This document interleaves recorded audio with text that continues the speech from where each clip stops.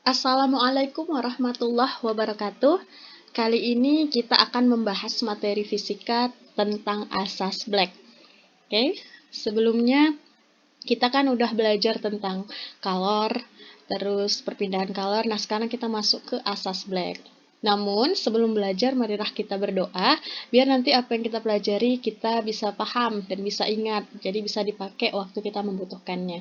A'udzubillahi minasyaitonirrajim. Bismillahirrahmanirrahim. Raditu billahi rabba wa bil islami dina wa bi Muhammadin nabiyya wa rasula. Rabbi zidni ilma warzuqni fahma.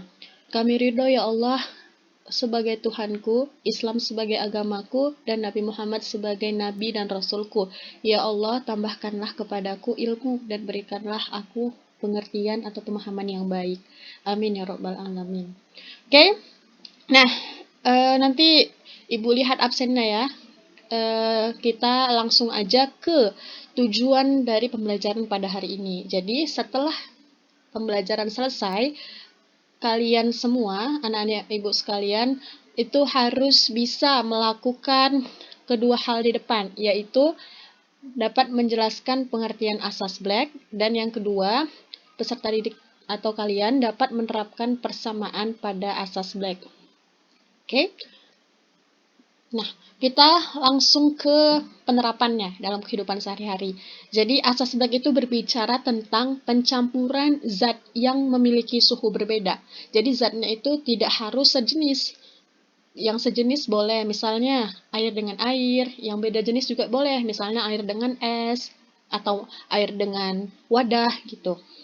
Nah, pencampuran atau penempelan ini itu akan mentransfer kalor dari benda yang bersuhu tinggi ke benda yang bersuhu lebih rendah. Contohnya, air 30 derajat Celcius, yaitu pada suhu normal, kita campurkan dengan air panas, yaitu 90 derajat Celcius. Nah, apa yang akan terjadi? Campuran dari air yang beda suhu ini akan menghasilkan air dengan suhu yang baru, yaitu 60 derajat Celcius. Nanti kita perhitungkan dapat hasilnya 60 derajat Celcius, yaitu air hangat. Nah, ini kenapa bisa terjadi? Karena air yang bersuhu 30 derajat itu menyerap kalor yang dikeluarkan oleh air yang 90 derajat gitu. Jadi, ini nanti si air normal ini disebut sebagai kalor serap, sedangkan si air panas ini disebut sebagai kalor lepas ya, yang mengeluarkan kalor. Nah, ini hasilnya disebut sebagai suhu campuran atau suhu setimbang. Oke. Nah, kalor yang dilepas oleh air panas tadi itu sama dengan kalor yang diserap oleh air suhu normal. Nah, sehingga dirumuskan dalam persamaan Q lepas sama dengan Q serap. Atau kadang dibuat Q lepas sama dengan Q terima. Atau kalau di buku bahasa Inggris kadang dibuat Q out is equal to Q in. Nah, inilah tadi yang disebut dengan asas Black gitu. Jadi asas Black itu berbicara tentang kalor yang dilepas oleh benda bersuhu tinggi sama dengan kalor yang diterima atau kalor yang diserap oleh benda yang bersuhu lebih rendah. Oke, kita langsung masuk ke contoh soal. Soal pertama, 3 liter air bersuhu 90 derajat Celcius dicampur dengan 3 kg air bersuhu 20 derajat Celcius. Dengan menganggap tidak terjadi pelepasan kalor ke lingkungan, suhu campuran setelah terjadi kesetimbangan termal adalah. Nah, berarti ini kejadiannya mirip dengan slide awal tadi. Dia air panas dicampur dengan air dingin, kemudian mencapai kesetimbangan termal sehingga tercapai suhu campurannya. Gitu. Nah, kita menganggap bahwa di proses tersebut tidak terjadi pelepasan kalor ke lingkungan. Ini sebenarnya sulit, bahkan mungkin tidak ada ditemukan dalam kehidupan nyata ya. Jadi kalau kita mencampurkan air panas dengan air dingin pada suatu wadah, itu akan ada kalor yang lepas ke lingkungan. Tapi di sini ideal kita anggap tidak lepas atau tidak ada pelepasan kalor ke lingkungan. Nah, solusinya kita menganggap massa air panasnya sebagai M1 ya. Nah, jadi di soal ini kita perhatikan 3 liter air. 3 liter air. Nah, liter ini bukan satuan massa, ya kan? Liter ini adalah satuan dari volume. Sehingga untuk mengetahui massa air, kita harus mengaitkannya ke persamaan massa jenis, yaitu massa sama dengan massa jenis dikali volume air. Nah, di sini volumenya dalam liter. Nah, liter itu setara dengan desimeter pangkat 3 atau desimeter kubik. Jadi harus kita convert lagi ke meter kubik ya. Berarti dikali 10 pangkat minus 3 atau dibagi 1000. Sehingga nanti kita peroleh massa air panasnya itu 10 pangkat 3. Ini merupakan massa jenis dari air, Rho ya. Kemudian V-nya tadi volumenya 3 kali 10 pangkat min 3. Nah, meter kubik itu kita bagi 1.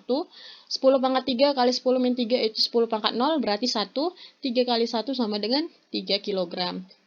Berarti massa air panasnya itu 3 kg.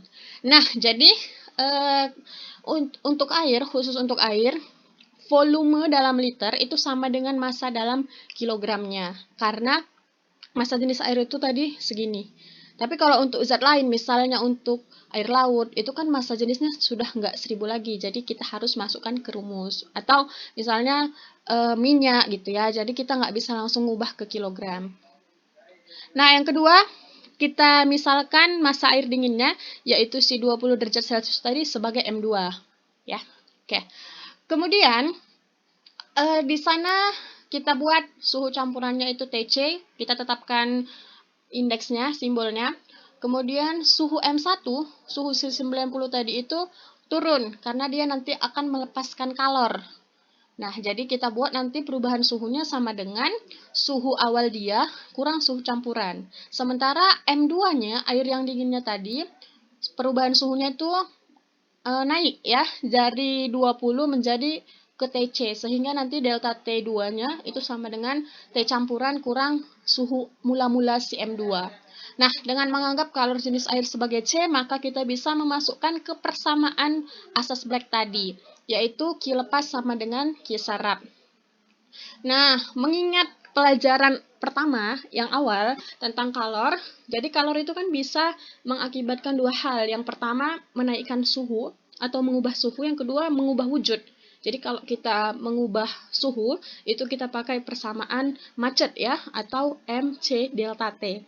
Nah, kita lihat siapa tadi yang melepas? Si 90, berarti si M1. Makanya di sini Ibu buat M1 kali C kali perubahan suhu pertama sama dengan M2 kali C kali perubahan suhu kedua. Oke, kita masukkan nilai-nilainya. M1 tadi dapat dari sini 3, kemudian M2 3 juga. Dari sini, dari soal 3 kg. Oke, kemudian C-nya dibagi ya, C dibagi C habis atau 1 hasilnya. Makanya di sini nggak Ibu tulis lagi. Terus ini delta T1 kita masukin nilainya T1 kurang TC, delta T2 kita masukin TC kurang T2. Sehingga 3/3 nanti itu 1, makanya tidak Ibu tulis lagi di sini.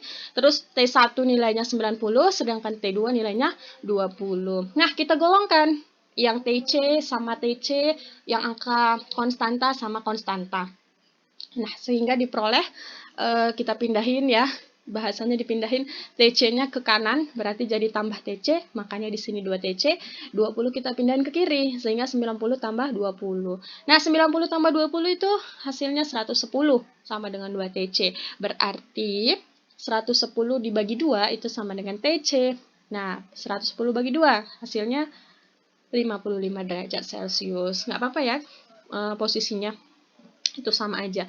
Nah, berarti suhu campuran air 90 dengan air 20 derajat itu adalah 55 derajat Celcius gitu. Oke, mudah-mudahan paham ya. Kita lanjutkan ke soal yang kedua. Oke, di soal kedua ini ada cerita yang isinya pada malam hari yang dingin, beberapa siswa sedang berkemah dan meminum kopi dari cangkir aluminium. Massa cangkir tersebut 44 gram dan suhunya sama dengan suhu udara ketika kopi sebanyak 20 gram bersuhu 80 derajat Celcius dituangkan ke dalam cangkir. Diketahui kalor jenis kopi yaitu CK, 22 kali lipat dari C cangkir, di mana C cangkir itu atau CC itu kalor jenis cangkir. Nah, kesetimbangan termalnya 74 derajat Celcius. Berapakah suhu udara katanya? Oke. Nah, kalau yang nomor 1 tadi yang digabungkan itu sesama air, kalau di sini pelepasan dan penerimaan kalori itu dilakukan oleh dua zat berbeda, yaitu zat padat si cangkir dan zat cair si kopi. Oke, jadi setelah mencapai kesetimbangan termal, itu suhu cangkir sama dengan suhu kopi.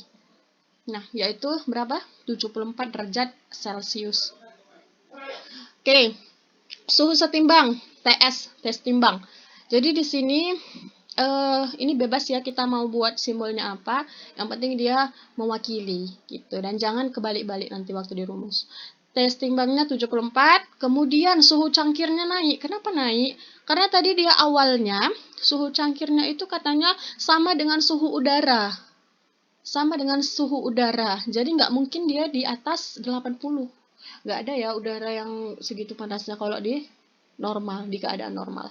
Nah, jadi suhu cangkirnya naik sehingga delta TC nanti perubahan suhu cangkir itu sama dengan suhu setimbang kurang suhu cangkirnya. Kemudian si kopi yang tadi 80 derajat Celcius itu suhunya menurun menjadi 74 tadi. Makanya suhu kopi di sini delta TK sama dengan suhu kopi kurang suhu setimbang. Oke. Masukkan ke persamaan asas black, Q lepas sama dengan Q serap. Yang melepas berarti yang lebih panas, si kopi. Yang menerima itu si cangkir, ya. Oke. MK, M kopi, C kopi kali delta T kopi sama dengan M cangkir, C cangkir kali delta T cangkir.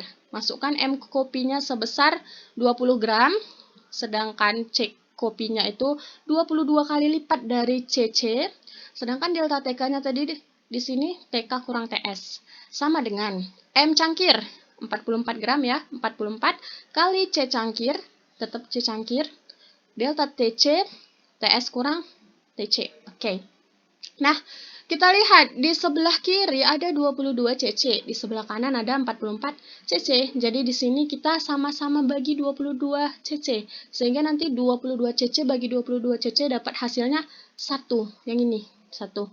Nah, sedangkan 44 CC bagi 22 CC hasilnya 2, kan? Jadi 20 kali 1 kali TK-nya tadi 80, T setimbangnya 74. Di sini T timbangnya 74, TC-nya itulah yang menjadi misteri ya. Itu yang harus kita dapatkan. Oke, 20, 80 kurang 74 itu 6. 2 kali 74 kurang TC. Sehingga 20 kali 6 itu 120. Kemudian 2-nya kita kali silang ke bawah, jadi 120 per 2, 74 TC. 74 kurang TC, sorry.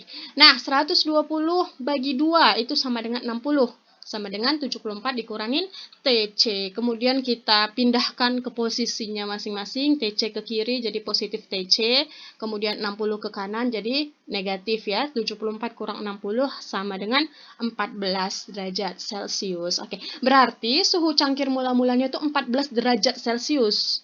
Ya, sehingga bisa kita tarik kesimpulan bahwa suhu udara adalah 14 derajat Celcius.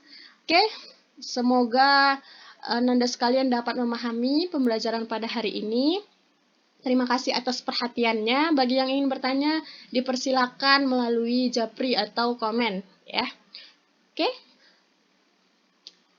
Kita awali dengan doa dan kita akhiri pula dengan doa.